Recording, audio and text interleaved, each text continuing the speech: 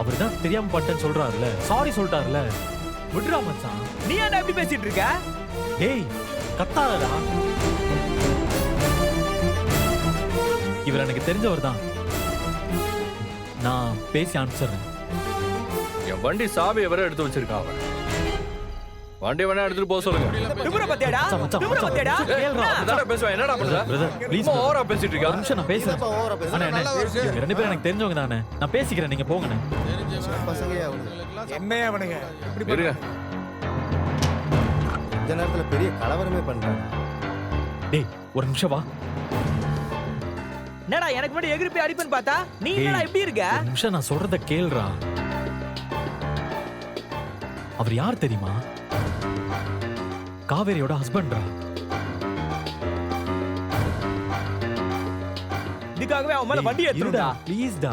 ரோட்ல படுக்குமான்னு கேட்டான்ல, மச்சான் படுக்க சொல்லு. வண்டி ஏத்துற. பிரச்சனை வேணாம்டா, ஏன் கத்துற இப்போ?